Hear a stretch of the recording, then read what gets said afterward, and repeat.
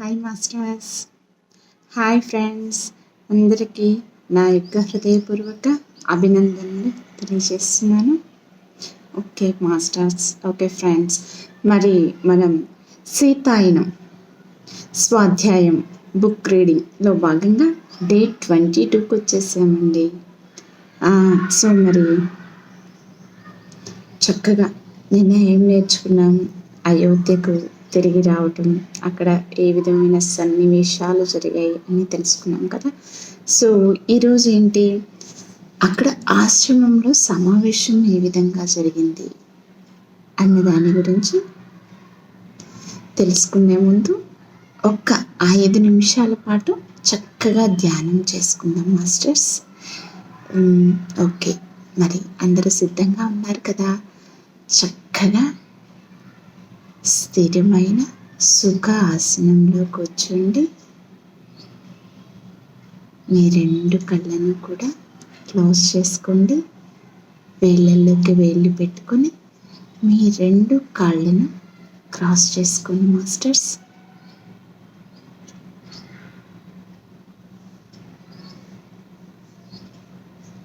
చక్కగా పెదవులపై చిరునవ్వుతో దీర్ఘ శ్వాసం తీసుకోండి. నిదానంగా శ్వాసను బయటికి వదిలివేయండి.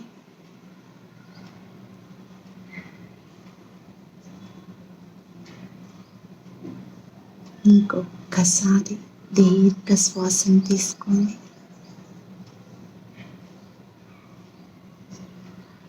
నిదానంగా శ్వాసను బయటికి వదిలివేయండి.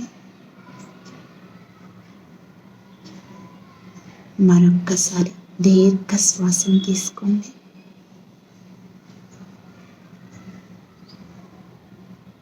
నిదానంగా శ్వాసను బయటికి వదిలివేయండి.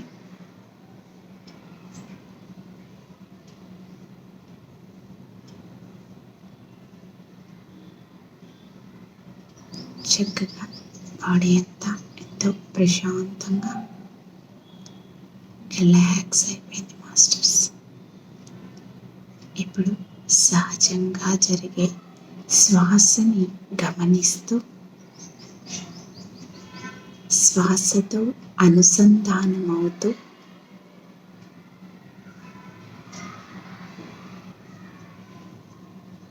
మనతో మనం ఉంటూ ఈ కొన్ని క్షణాలు మన అంతరంలోనికి ప్రయాణిద్దాం. ఎరుకతో ఉందాం మాస్టర్స్.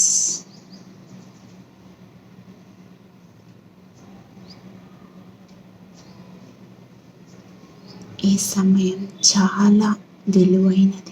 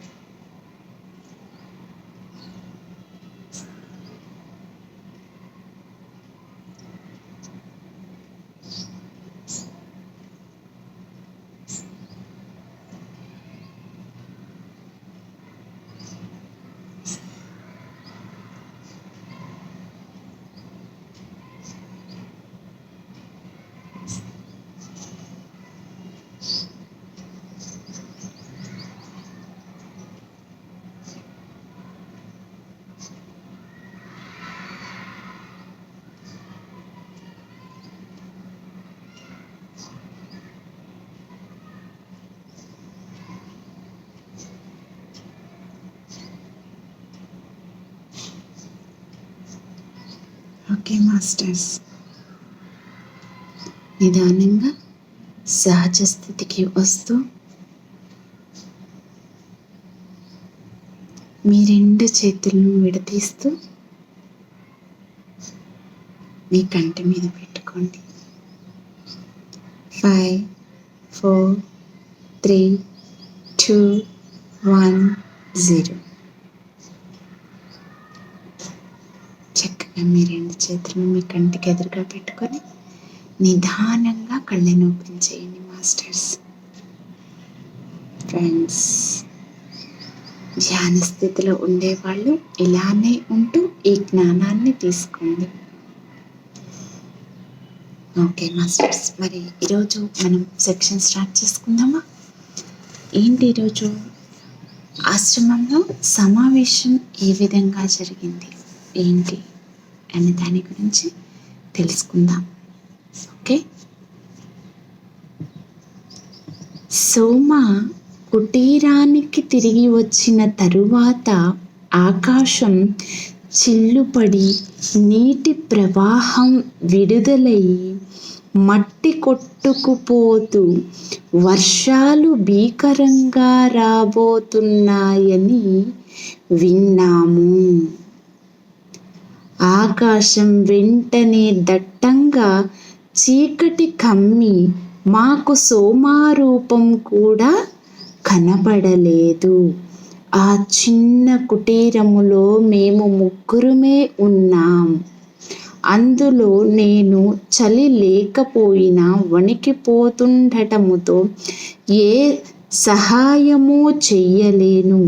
నా చుట్టూ ఉన్న గాలి ఇంకా వెచ్చగానే ఉన్నప్పటికీ మమ్మల్ని భయం చుట్టుముట్టింది. ఒక పెద్ద ఉరుము ఏదో దుర్ఘటన సంభవించబోతున్నట్లుగా ఉరిమింది. నేను సోమాకు దగ్గరగా జరిగాను. సోమ కళ్ళు మూసుకుని కథ కొనసాగించింది. తాను 2 కొడుకులను మోస్తున్నానని మాతకు ముందే తెలుసు. ఆమె నాతో 1 కాదు 2 గుండెల చప్పుళ్ళు వింటున్నానని చెప్పింది. రామునికి తన సోదరులతో ఉన్న సన్నిహిత్యం ఆమెకు ఎంతో ముచ్చట వేసేది. కనుక తాను సోదరులకు జన్మనివ్వబోవటం ఆమెకు ఆనందాన్ని ఇచ్చింది. భారాన్ని పక్కన పెడితే ఆమె ఎంతో ఉల్లాసాన్ని, ఆనందాన్ని అనుభవిస్తోంది. మేమందరము కూడా అది భావించాం. గర్భం ధరించిన కొన్ని నెలలకు ఒకరోజు తెల్లవారుజామున మాతకు ఒక దర్శనం వచ్చింది. దానిలో భృగు మహర్షి తన 2వ భార్య ఉసన మరణాన్ని వివరించటం కనపడింది.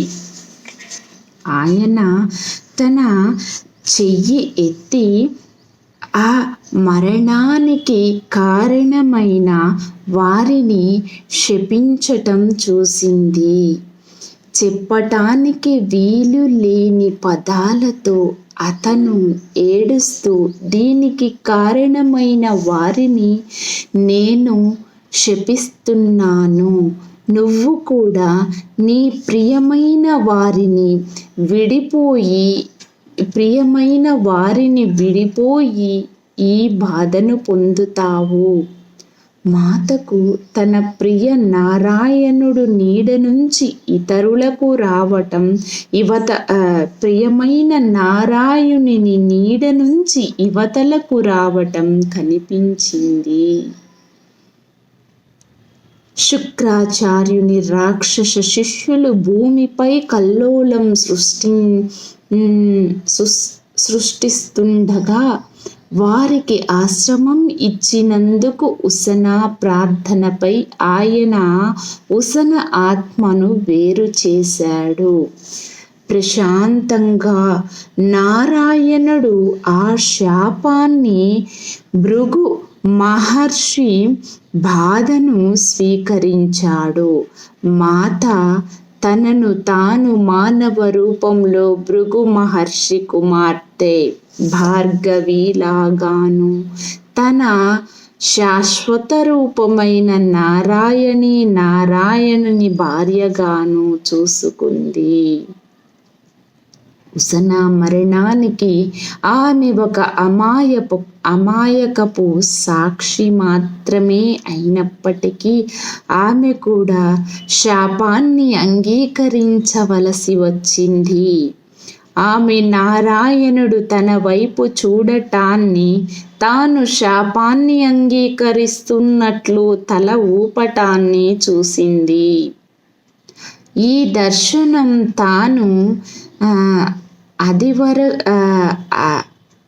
అది వరకు లంకలో ఉండగా ఋషి దేహాహుతి తమ వద్దకు వచ్చినప్పుడు పొందినదే. మాతకు ఆ దర్శనం వస్తుండగా నేను ఒక వింత అసౌకర్యముతో లేచి ఒక అద్భుత శక్తితో మాతను చూడటానికి పంపబడ్డాను. ఆమె తన గది బయట వసారాలో చీకటిగా ఉన్న ఆకాశాన్ని అదే పనిగా చూస్తూ నిలబడింది. ఆమె వణికిపోతున్నట్లు కనపడింది. కానీ ఏమైంది అని నేనడిగినప్పుడు వెంటనే రథం సిద్ధం చెయ్యమని చెప్పింది. మనం ఎక్కడికి వెళ్తున్నాం? ఆమెను ఈ విధంగా చూడటం నాకు నిరాశ కలిగించింది. ఋషి అరుంధతి వద్దకు ఆమె శాంతంగా బదులిచ్చింది. నేనేం చెయ్యాలి అనే విషయంలో ఆమె సూచన కోసం ఆమె స్వరంలో తొందరపాటు ధ్వనించింది. నేను మరో మాట మాట్లాడకుండా రథాన్ని మా వెంట రావటానికి కొంతమంది సేవకులని ఏర్పాటు చేశాను. ఆమె కోసం కొన్ని వస్తువులు, పండ్లు, నీరు సిద్ధం చేసి మేము మందిరం వదిలాము. శ్రీరాముడు ఇంకా లేవలేదు. ఆమె అతను లేవకముందే వెళ్ళాలని, తన ముఖం మీద కలవరం ఆయనకు కనపడకూడదని అనుకుంది. ఋషి అరుంధతి వశిష్ఠ మహర్షి భార్య. వశిష్ఠుడు శ్రీరాముని కులగురువు. మా రథం వెళ్ళేసరికి మా కోసం ఎదురు చూస్తున్నట్లుగా ఆమె ఆశ్రమ ద్వారం వద్ద నిలబడి ఉంది. ఆమె పక్కనే మరొక స్త్రీ నిలబడి ఉంది. ఆ స్త్రీని చూడగానే మాత అరుస్తూ గబగబా రథం తిరిగి ఆమె వద్దకు పరుగెత్తింది. ఆ స్త్రీ మాతను తన చేతులలోకి తీసుకొని మాట్లాడకుండా నిలబడింది.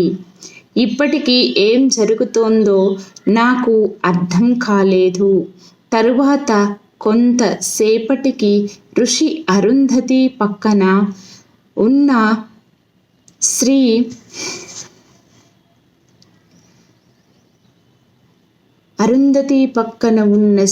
ఋషి ఖ్యాతి అని ఆమె భృగు మహర్షి మొదటి భార్య అని తెలుసుకున్నాను. ఆమె మాతను కౌగిలించుకొని, నీకు గుర్తుందా, నేను శాపాన్ని బలహీనపరిచాను. అది కేవలం పాక్షిక ఎడబాటే అని చెప్పింది. మాత ఆమె చేతిని తన పెరుగుతున్న పొట్ట చుట్టూ వేసుకుంది. ఋషి ఖ్యాతికి ఆమె మనస్సులో మాట తెలిసింది. ఈ మధ్యకాలంలో నీకు నాలాగానే నీ పిల్లలు కూడా అరణ్యంలో పెరగాలని కోరుకుంటున్నానని నువ్వు చెప్పలేదు. వారు అడవులలో స్వేచ్ఛగా తిరుగుతూ జంతువులు, మొక్కలను తమ కుటుంబముగా అనుకోవాలి అని భావించలేదా? అది నిజమే. మాత ఆ మాటలు కొద్ది వారాల క్రితం నాతో చెప్పింది. అయితే ఈ స్త్రీకి అది ఎలా తెలిసింది అని నేను ఆశ్చర్యపోయాను. మాత, అది వెంటనేనా?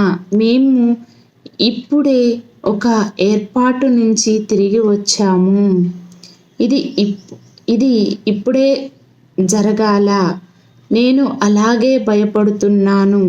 చాలా కాలం క్రితమే నక్షత్రాలు ఆ సమయాన్ని నిర్ణయించాయి. అవి ఇప్పుడు సరియైన కూటమిలో ఉన్నాయి. ఈ మానవ రూపాలు ధరించక ముందు నువ్వు నారాయణుడు వేసుకున్న ప్రణాళికయే ఇది. ఋషి అరుంధతి బదులు ఇచ్చింది. ఆ తరువాత మాత నాతో ఈ స్త్రీలిద్దరూ మానవ జాతి కోసం ఎంత త్యాగం చేశారో ఆ క్షణంలో తాను గుర్తించాను అని చెప్పింది. ఋషి అరుంధతి విశ్వామిత్ర మహర్షి విముక్తి కోసం తమ కుమారులను త్యాగం చేసింది. ఆయన విముక్తి వలన మానవాళికి ప్రయోజనం చేకూరుతుంది. ఋషి ఖ్యాతి దేవలోకాలలో స్థిరత్వం తేవటము కోసము దేవతలకు రాక్షసులకు మధ్య జరిగిన యుద్ధంలో అనేక మంది పిల్లలను పోగొట్టుకుంది. ఆ తరువాత అది భౌతిక లోకంలో సుస్థిరతకు దారితీసింది. వారి ముఖాలలో ప్రేమ కరుణను చూసిన తరువాత తన కోసం మాత ఏమీ అడగలేకపోయింది. తాను ఆ విధముగా త్యాగం చెయ్యలేదా? అది కేవలం శాపం యొక్క ఫలితం కాదు, అది మానవాళికి సేవ చెయ్యటము కోసం కూడా. ఋషి ఖ్యాతి నీ పిల్లల విద్యాభ్యాసాన్ని నీ చేతులలోకి తీసుకోవాలి. దాని వలన నువ్వు వారిలో పెంపొందించే విలువలు భవిష్యత్తుకు పునాదిగా మారుతాయి. ఆ వినాశకర యుద్ధ ఫలితముగా ఎంతో అస్థిరముగా ఉన్న భూమిలో మార్పులు తెచ్చి స్థిరపడటంలో నీవు సహాయం చెయ్యాలి. నువ్వు అరణ్య జీవితానికి తోడ్పడాలి. దాని వలన మానవ సమాజము విస్తరించే కొద్దీ అది వినాశనానికి గురి అవ్వకుండా ఉంటుంది. నువ్వు మందిరానికే కట్టుబడి ఉంటే వీటిల్లో దేనినీ చెయ్యలేవు. నువ్వు చెయ్యటానికి వచ్చిన పనులు చెయ్యాలంటే నువ్వు స్వేచ్ఛగా ఉండాలి. ఆ శాపాల శక్తిని అంతం చెయ్యటానికే ఆ ప్రతిజ్ఞ. దీనిని సాధించటానికే ఆ పరిణామాలు నువ్వు అనుభవించాలి అంది. ఋషి అరుంధతి అప్పుడు మాట్లాడుతూ, ఎంతమంది ఋషులు కోపంతో శపించటం నేను చూశాను, వివేకంతో కాదు. పూర్వకాలములో ఋషులు మానవాళికి ముందుకెళ్లే మార్గము ఏర్పరచటానికి, మానవ మనస్సులలో న్యాయం అనేది నాటటానికి శాపాన్ని వాడేవారు. వాటి కాలం చెల్లింది. ఇప్పుడు రాముడు న్యాయాన్ని అందించే సంస్థలను ఏర్పాటు చేసి మానవ సమాజాన్ని నడిపించే చట్టాలను ఏర్పరుస్తాడు. ఇక శాపాలతో పని లేదు. అవి అవరోధాలుగా మారాయి. ఆ ఇద్దరు గొప్ప మహిళలు తమ మనస్సులో మాటలు చెప్పగా మాత మళ్ళీ భృగు మహర్షి శాపం తనకు రామునికి ఎడబాటు కలిగిస్తుందని అర్థమైంది. లంకలో ఎడబాటు ఆమె ఎంపిక వల్ల జరిగింది. ఇది అలా కాదు. ఆమె శ్రీరాముడు ఇప్పుడు విడిపోయి బాధను అనుభవించాలి. ఇప్పుడు అది ఎంతో కష్టం. అంతేకాక దీనిలో పిల్లలు కూడా పాలు పంచుకోవాల్సి ఉంటుంది. మరి రాముడు, నేను ఈ విషయం ఆయనకు ఎలా చెప్పాలి? పెలవమైన స్వరముతో అడిగింది మాత. ఇప్పుడు అతనితో వశిష్ఠుడు ఉన్నారు. ఋషి అరుంధతి కరుణతో బదులు ఇచ్చింది. ఆయన సూర్యోదయానికి ముందే వెళ్ళారు. లక్షల సంవత్సరాల క్రితం జరిగిన సంఘటనను ఆయన రాముని స్మృతి పదములోనికి తెస్తారు. ఆ ఇద్దరు మహిళా ఋషులు మాతకు అరణ్యంలో చెయ్యవలసిన పనిని తెలిపారు. ఋషి అరుంధతి చెప్పిన మాటలు నాకు ఇంకా జ్ఞాపకం ఉన్నాయి. ఇప్పటి నుంచి భవిష్యత్తులోనూ అడవులకు హాని జరుగుతుంది. ఒకానొక నాటికి అవి పూర్తిగా అదృశ్యమవుతాయి. నేల అనేక ఇతర గ్రహాలలాగా జీవమేమీ లేకుండా నిర్జన ప్రదేశంగా మారుతుంది. అసురులు ఈ విధముగా చెయ్యటానికి ప్రయత్నించారు. మిగిలిన జీవరాశుల అవసరాలను పట్టించుకోకుండా వనరులను తమ స్వప్రయోజనము కోసమే లాక్కున్నారు. మనం మానవ హృదయాలలో అడవుల పట్ల, నదుల పర్వతాల పట్ల ప్రేమను పెంపొందించాలి.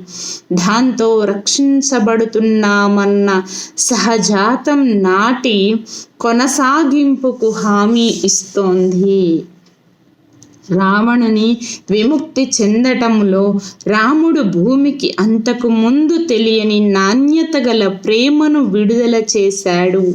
ఇప్పుడు నువ్వు ఈ ప్రేమను మానవ హృదయాలలో పాదుగొలపాలి. దానివల్ల భూమి మీద జీవం రక్షించబడుతుంది. మనం సుదీర భవిష్యత్తులోకి తొంగి చూస్తే సీత విశ్వమంతటికి భూమాత రక్షించబడటం ఎంతో ముఖ్యం. భవిష్యత్తులో ఆమె విధి మానవాళి చేతిలో ఉంది. మాలో మిగిలిన వారికంటే ఆమె నీకే బాగా తెలుసు. ఎంతో మంది మనస్సులలో నువ్వు ఆమె పట్ల ప్రేమను ప్రవేశపెట్టగలవు. ఒక్కసారి ఆ బీజం నాటబడితే ఆ ప్రేమ ఎన్నటికీ మరణించక శాశ్వతంగా నిలిపి ఉండి ఆమె భవిష్యత్తుకు ఢోకా ఉండదు. ఆమె ఈ మాటలు చెప్తుండగా మాత ముఖంలో వ్యక్తీకరణ మారింది. అంతకు ముందు ఉన్న నిరాశ స్థానములో ఇప్పుడు అవగాహన, గ్రాహ్యత, తన ముందు తన బాధ్యతను స్వీకరించటానికి ఒప్పుకోలు కనిపించాయి. సంవత్సరాల తరబడి నేను మాత యొక్క ఆలోచనలు, వ్యక్తీకరణలను చదవటము నేర్చుకున్నాను. నేను శ్రీరాముని పట్ల ఆమె ఆప్యాయతను చూశాను. వీటన్నింటి వలన ఎక్కువ ఇబ్బంది పడేది ఆయనే. ఆమె లేకపోవటం ఆయనపై ఎంతో ప్రభావం చూపుతుంది.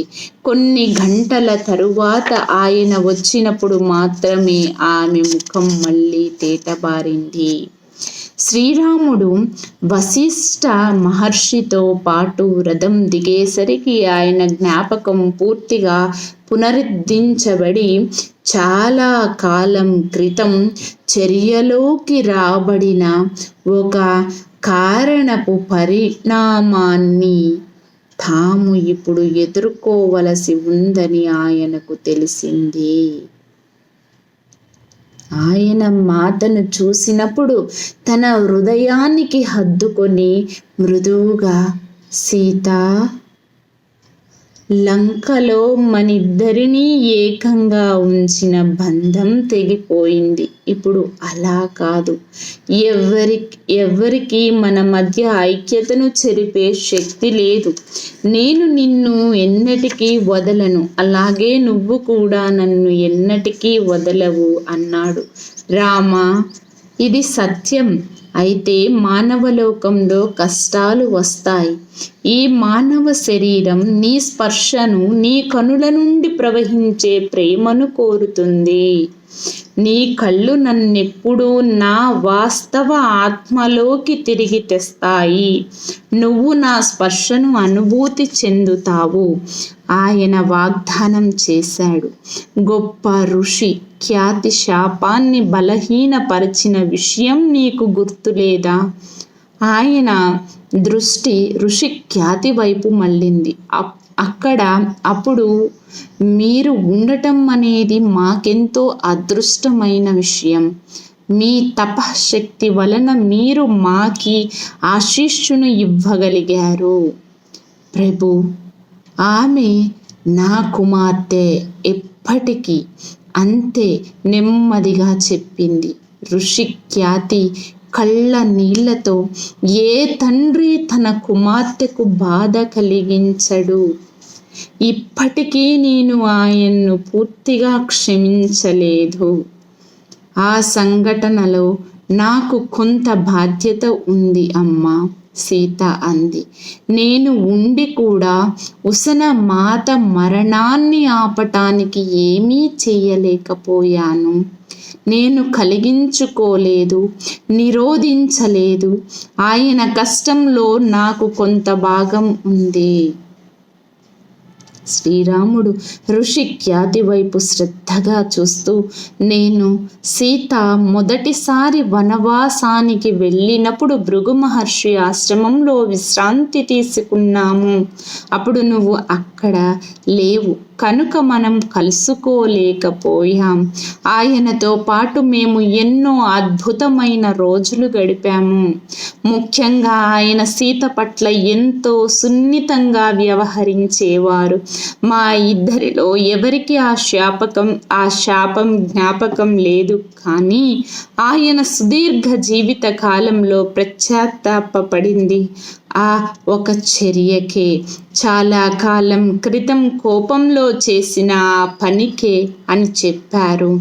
ఆ తరువాత తన జీవితంలోకి ఎన్నడూ కోపాన్ని ప్రవేశించనివ్వనని ప్రతిజ్ఞ చేశారు. అలాగే ఉన్నారు. శ్రీరాముడు మళ్ళీ నెమ్మదిగా తన దృష్టచర్య పూర్తయ్యే వరకు తాను సంపూర్ణంగా విముక్తి చెందలేనని చెప్పారు.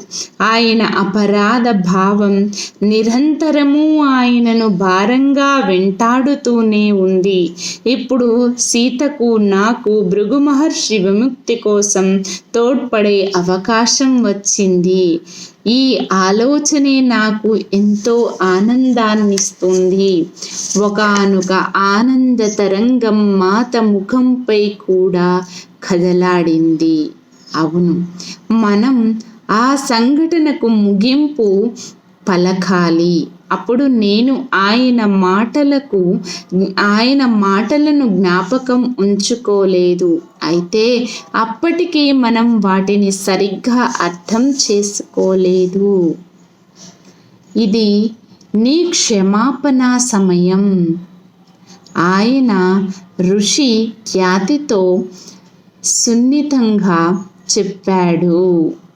అది లేకుండా ఆయనకు విముక్తి లభించదు. చివరగా నీ భర్తకు అంతిమ స్వేచ్ఛను ప్రసాదించవలసింది నువ్వే. ఆయన పట్ల నువ్వు సరికాని భావాలను నిలిపి ఉంచుకున్నంత వరకు అతని ఆత్మ బ్రహ్మంలో ఐక్యం కాలేదు. మేము ఋషి ఖ్యాతిలోని కలవరాన్ని చూడగలిగాము. రాముడు ఆమె నుదిటిపై చెయ్యి వేశాడు.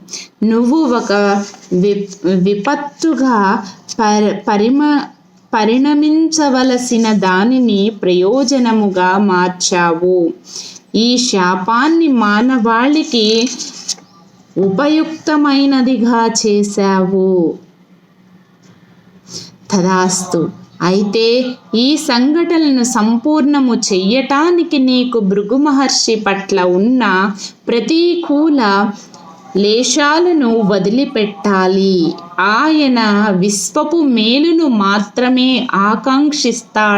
ఆకాంక్షిస్తారు. ఆయన చేసిన ఒక్కో పొరపాటును సరిదిద్దుకున్నారు. ఉసనతో ఆయన బంధం చాలా కాలం క్రితమే తెగిపోయింది. ఆయన చైతన్యంలో కోపపు ఛాయ కూడా లేదు. ఆయన విముక్తికి సిద్ధముగా ఉన్నారు. ఖ్యాతి మాత కళ్ళ నుంచి నీరు ధారాపాతంగా కారుతోంది.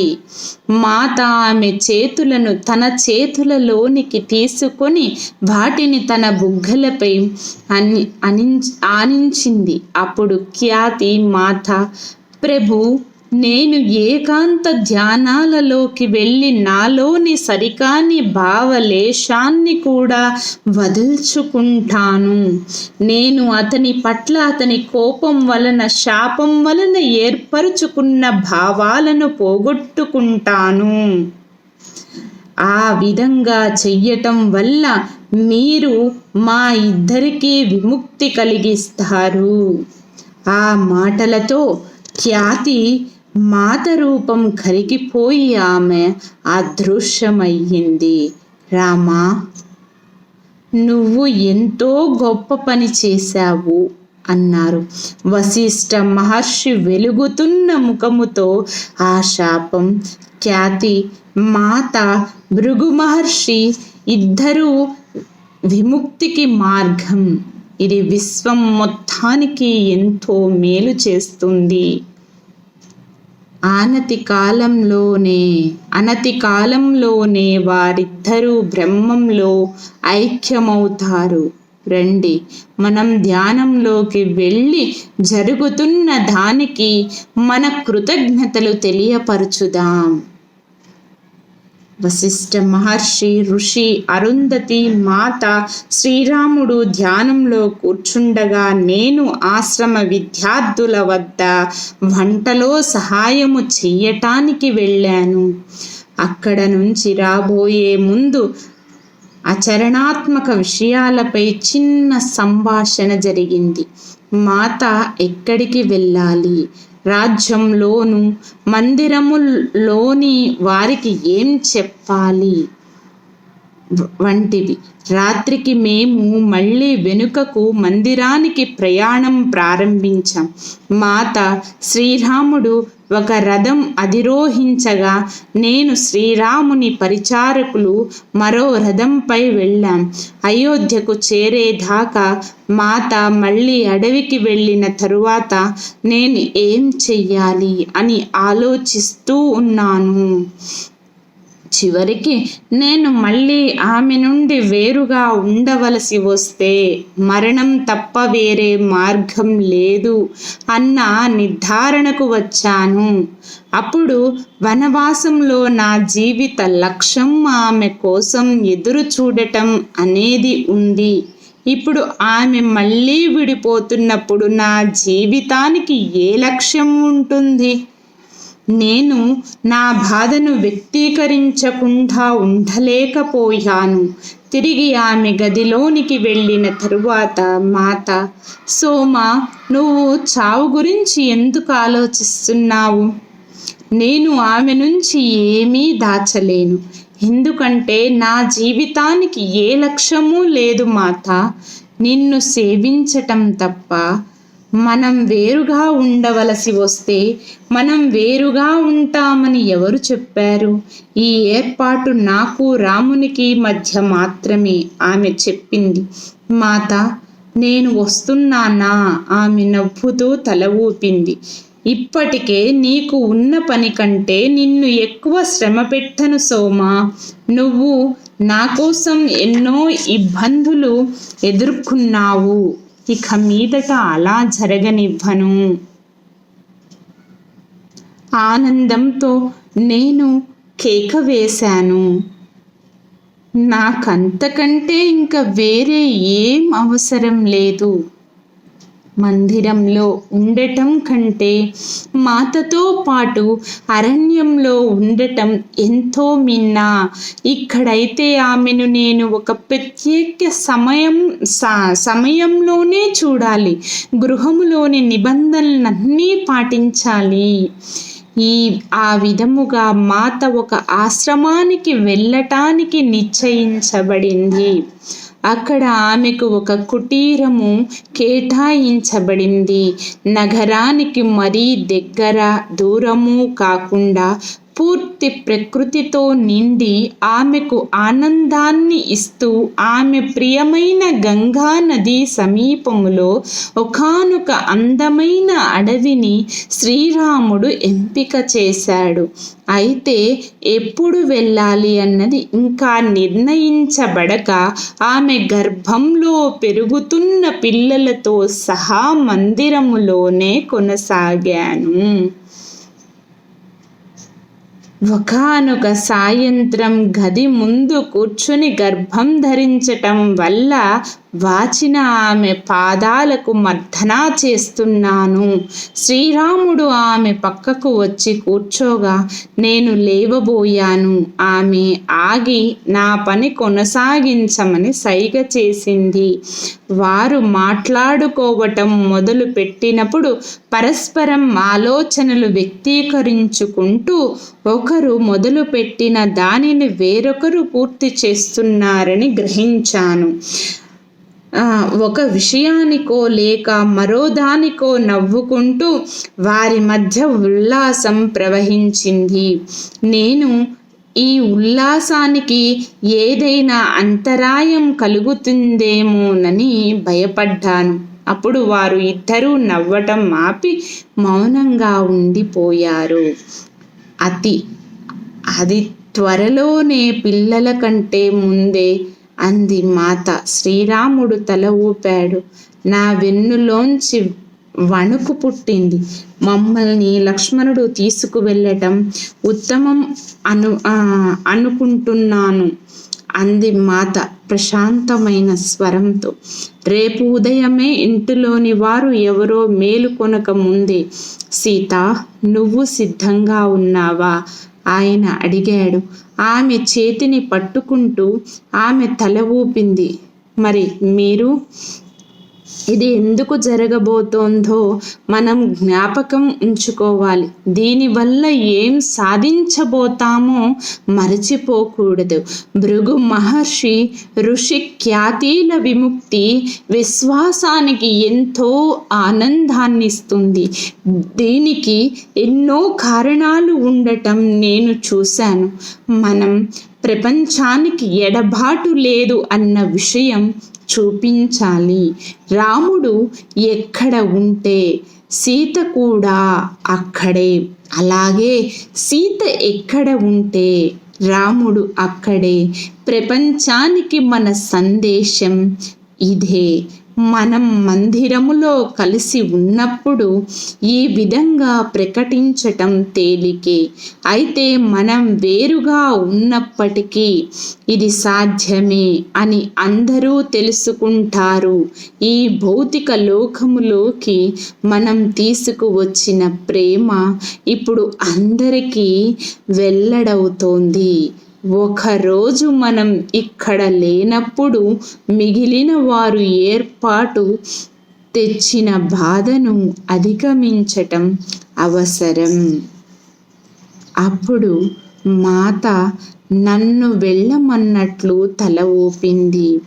ఆ తరువాత వారి ఇద్దరి మధ్య ఏం జరిగిందో నాకు తెలియదు. ఇంటిలోని వారికి కానీ రాజ్యములో వారికి కానీ ఏం చెప్పారో తెలియదు. బహుశా ఆమె ఆరోగ్యం కోసం అరణ్యంలో ప్రశాంతంగా విశ్రాంతి తీసుకోవటం కోసం అని చెప్పి ఉంటారు. కానీ ఎప్పుడూ దాని గురించి అడగాలని అనుకోలేదు.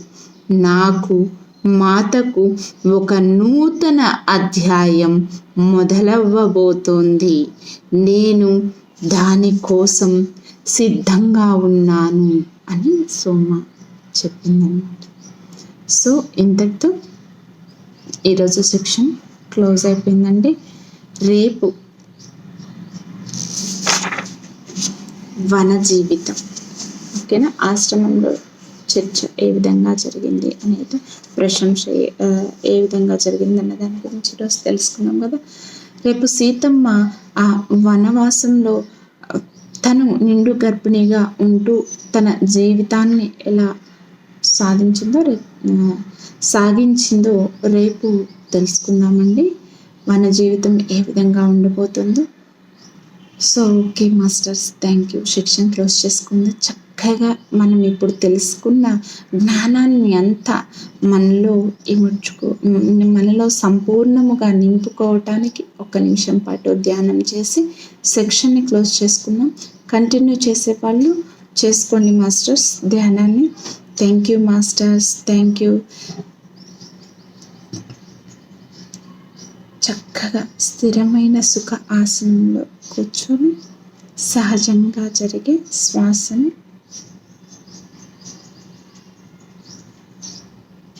గమనిస్తూ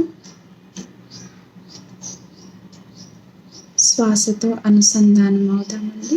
ఎరుకతో ఉందా చక్కగా జ్ఞానాన్ని మనలో మొత్తం సంపూర్ణంగా అణువులోనూ నింపుకుందాం సీతమ్మ యొక్క జ్ఞానాన్ని.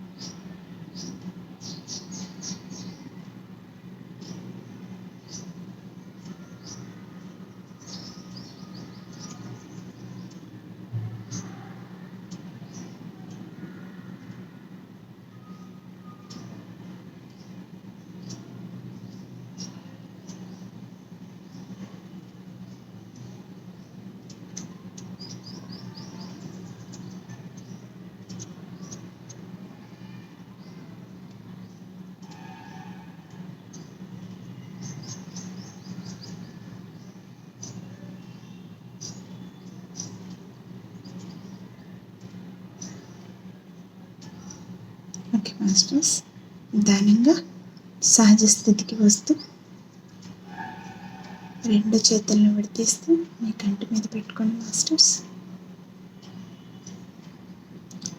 5, 4, 3, 2, 1, 0. 2 చేతులు మీ కంటికి ఎదురుగా పెట్టుకొని నిదానంగా కళ్ళని ఓపెన్ చేయండి. కంటిన్యూ చేసేవాళ్ళు చేసుకోండి మాస్టర్స్. Thank you masters. సీతాయం ఈ జ్ఞానాన్ని తెలిసిన వాళ్ళందరికీ అందించండి. Please like, share, subscribe. Thank you masters.